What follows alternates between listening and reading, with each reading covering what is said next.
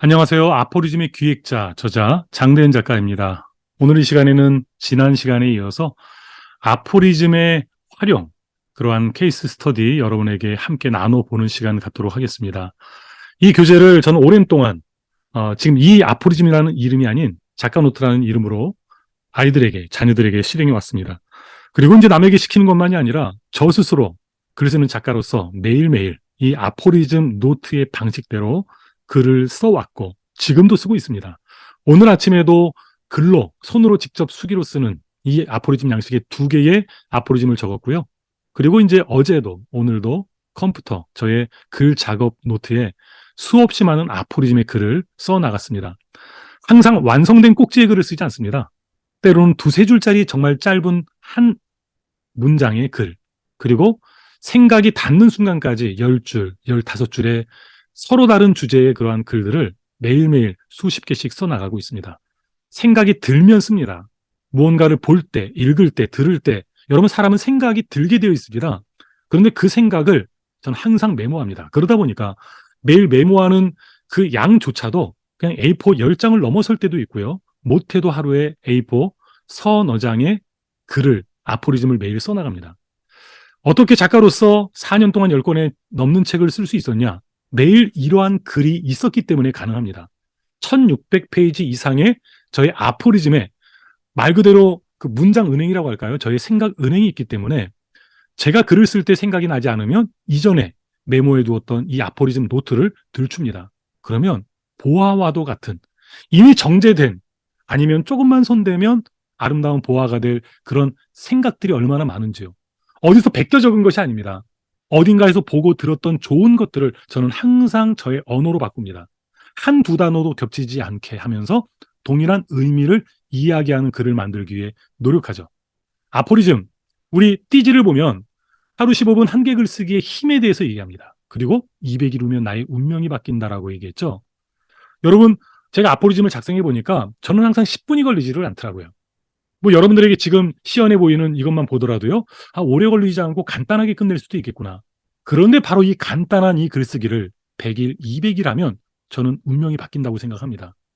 운명이 누군가가 정해놓은 미래가 아니라 대부분 나 스스로 나를 제한한 어떤 미래의 어떤 그 자화상이라고 할까요? 정체성이 분명하지 않은 이들에게는요, 운명이라고 하는 것이 존재하는 것 같아요. 정체성이라고 하는 것을 정의해 본다면 오늘에 입각해서 바라본 미래의 나에 대한 자화상, 그것이 나의 정체성이에요. 그런데 대부분의 사람들은 내 삶은 크게 다르지 않을 거야. 마음속에서 스스로 자기를 제한하는 일들이 있어요. 그런데 이 아포리즘을 통해서 세상에 정말 좋은 그런 생각들, 그 흔적들을 내 말로 바꾸어 보는 그 과정을 매일매일 경험하는 이들에게 그 마음속의 꿈이, 비전이 구체화되지 않을 가능성은 없습니다. 매일 생각하는데. 그 생각의 소스가 너무나도 좋은 아포리즘, 내 마음의 울림이 된 그런 글귀인데, 어떻게 내 마음속에 그 또 다른 울림이 없고요. 미래에 대한 기대가 없겠습니까? 여러분이 이 아포리즘에 여러분의 생각과 그리고 여러분의 비전을 담은 글을 써나가기 시작한다면, 여러분들보다 한 발자국 앞서간 사람들, 그리고 인류의 스승들의 그 글귀에 귀 기울이면서 여러분의 메시지를 만들어 나가다 보면 여러분에게 정해진 어떠한 그 운명이 아니라 여러분이 스스로 개척해 나가는, 제 그 신앙적인 고백으로는 내 마음에 소원을 두고 행하게 하시는 그 하나님의 뜻이 이러한 작은 작업의 반복을 통해서 이루어가게 하신다라고 하는 그 믿음이 저에게는 있습니다. 그것이 세상의 언어로는요, 운명이 바뀐다라고 표현해도 크게 다르지 않을 듯합니다. 오늘의 아포리즘은 빌립보서 성경 말씀으로 한번 해보겠습니다. 빌립보서 2장 13절에서 14절. 예, 중심은 13절 말씀입니다. 사도 바울의 말씀입니다. 너희 안에 행하시는 이는 하나신 하나님이시니 자기의 기쁘신 뜻을 위하여 너희로 소원을 두고 행하게 하시나니 모든 일을 원망과 시비가 없게 하라. 네. 너희 안에 행하시는 이는 하나님이시니 자기의 기쁘신 뜻을 위하여 너희로 소원을 두고 행하게 하시나니 모든 일을 원망과 시비가 없게 하라. 특별히 이 13절 말씀이 저에게 준 위로, 그리고 제가 하나님의 뜻과 저의 욕망 사이에서 잘 분별하지 못하고 힘들어할 때 이 말씀은 저에게 어떤 하나의 지침이 되어줬습니다. 하나님의 음성을 듣는다라고 하는 것이 무엇일까? 제가 단언하건대 물리적인 우리의 귀, 그 청력으로 어떠한 그 음성을 듣는 그 신비가 아니라 우리의 일상에 사람이라면 누구나 드는 그 생각, 자신의 마음의 그 소원 가운데 하나님의 뜻이 있다라는 거예요. 하나님은 누군가에게 일하실 때 그 마음에 소원을 두고 행하게 하시는데 저의 고민은 그 소원 가운데는 나의 욕망도 있다라고 하는 것이에요. 여전히 지금도 저의 그 마음의 소원이 하나님의 뜻인지 저의 욕망인지 분별하기 위해 기도와 간구로 나아갑니다. 어렵죠. 그러나 저는 지금 제 마음속에 하나님이 주신 그 생각을, 그 소원을 하나님의 뜻이라고 믿고 있어요. 그리고 계속 고민하면서 진짜 그런가? 갈등하면서 기도하면서 나가는데 그냥 지금 현재 시점에서 제 마음속에선 그것이 하나님의 뜻이라 믿고, 그리고 지난 25년간 저에게 주어진 그 사역에 집중이 왔습니다. 하나님 앞에 섰을 때 이것에 대해서 하나님이 뭐라고 말씀하실지 모르지만 오늘날 저에게 하나님이 마음의 기쁨과 평안을 주셨고, 그리고 몸된 교회 지체로서 저에게 맡겨진 역할, 이 부분을 감당하게 하신 일에 대해서 지금까지는 이것이 아니다, 이것이 내 뜻이 아니다 라고 하는 그 의심, 때로는 의심은 아니고도 제 스스로 던져진 의문에 대해서 그것을 저 스스로 부정할 수가 없었습니다. 예, 이 말씀을 한번 제가 제 말로 한번 바꿔보도록 하겠습니다. 바꾼다라는 건 그대로 어떤 그 구조를 따온다라는 게 아니라 그냥 저의 고백으로 바꾼다라는 것입니다. 한번 바꿔보겠습니다. 그냥 핵심 키워드는 소원으로 잡아보겠습니다. 소원. 그리고 주제 문장은 뭐 이 안에 있는 문장으로 바로 가져와 보도록 하겠습니다. 하나님은 나의 마음에 소원을 두고 행하게 하신다. 연관 키워드는 신앙, 하나님의 뜻,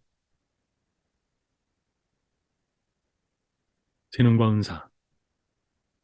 예, 아포리즘 노트를 보면 밑에 이러한 그 명구, 아포리즘이죠. 저와 이용구 작가가 쓴 아포리즘이 들어가 있는 페이지가 있고 이 아포리즘이 없는 페이지가 있습니다. 이 아포리즘이 있는 페이지에서는 나의 아포리즘을 적는 칸이 5칸으로 줄어들고요. 이것이 없는 곳은 7칸으로 이렇게 늘어난 상태로 글을 쓰게 됩니다.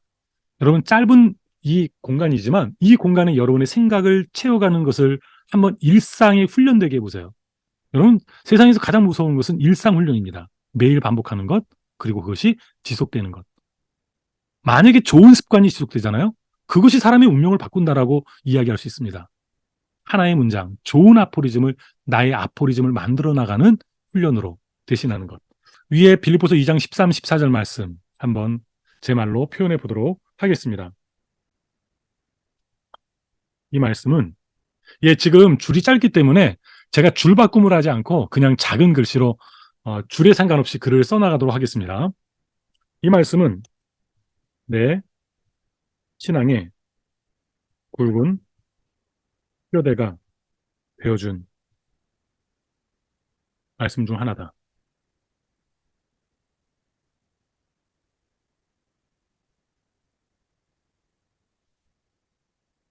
하나님을 믿고 신앙 가운데 살아간다지만 무엇이 하나님의 뜻이고 나의 의지, 욕망,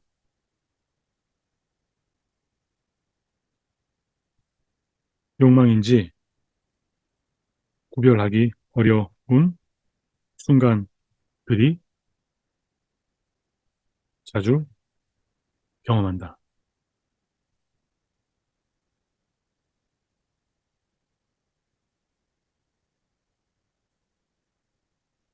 자주 경험한다.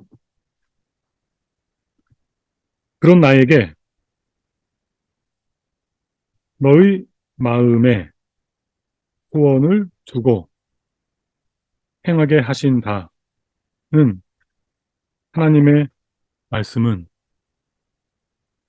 위로와 평안을 주었다. 하나님의 큰 일을 이루어 가시는 가운데 나의 작은 소원을 통해 하신다니.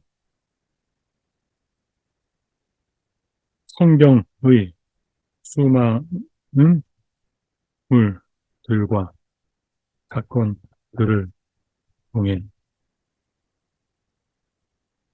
그 말씀의 의미를 확증하게 된다.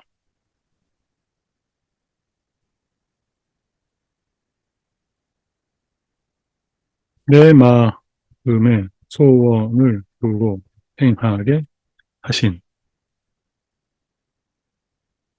잃어버린 기독교 교육 읽기와 쓰기의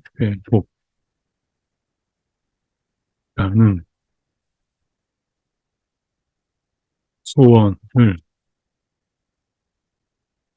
통해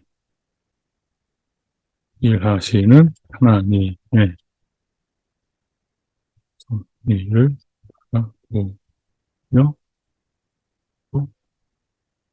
산다. 예, 한번 읽어보겠습니다. 이 말씀은 내 신앙의 굵은 뼈대가 되어준 말씀 중 하나다. 하나님을 믿고 신앙 가운데 살아간다지만 무엇이 하나님의 뜻이고 나의 의지, 욕망인지 구별하기 어려운 순간들을 자주 경험한다. 그런 나에게 너의 마음의 소원을 두고 행하게 하신다는 하나님의 말씀은 위로와 평안을 선물해 주었다. 하나님의 큰 일을 이루어 가시는 가운데 나의 작은 소원을 통해 일하신다니 성경의 수많은 인물들과 사건들을 통해 그 말씀의 의미를 확증하게 된다. 내 마음에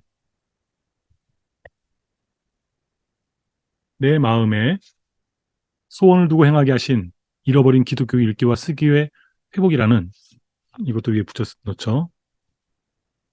회복이라는 소원을 통해 일하시는 하나님의 섭리를 바라보며 오늘도 산다. 네. 한번 적용은요.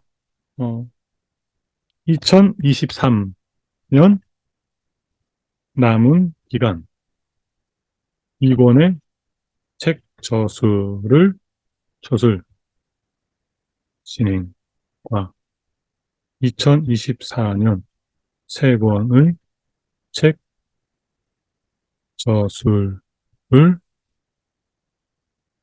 저술을 위한 준비 작업에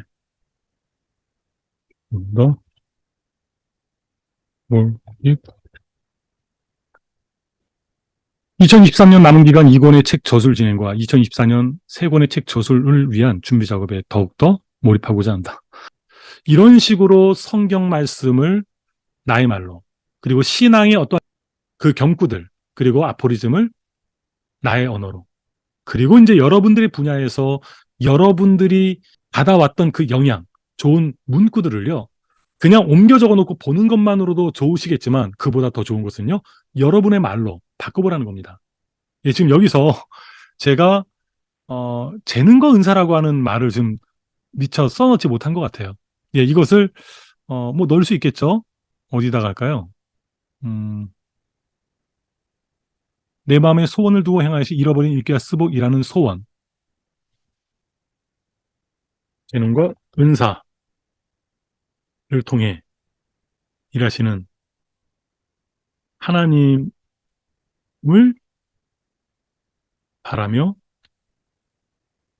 오늘도 산다.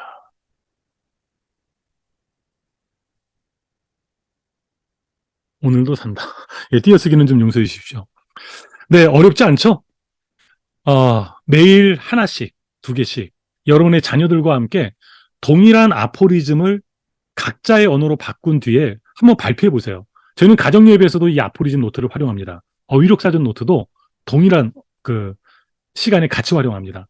얼마나 이 예배 시간이, 가정예배 시간이 서로의 생각들을 신앙 안에서 다듬어가는 과정이 얼마나 즐겁고 행복한지요. 여러분들에게도 이 아포리즘과 어휘력 사전을 나누는 목표 가운데 저희 목사로서의 어떠한 그런 목표가 있습니다. 한번 활용해 보세요. 아이들의 그 공과 공부 시간에, 그리고 구역의 어떠한 그 세일 모임을 통해서, 그리고 주일날 목사님이 말씀을 선포하신 뒤에 한 5분, 10분 정도의 시간을 주고 성도들이 이것을 작성하고 옆 사람과 함께 그것을 나누고 발표하는 시간.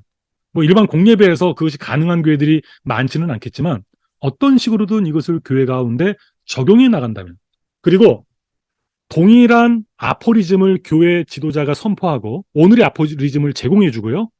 나의 아포리즘을 각자가 만들어 나가는 것을 한번 200개의 문장을 진행해 나간다면 여러분 그 교회 공동체는요.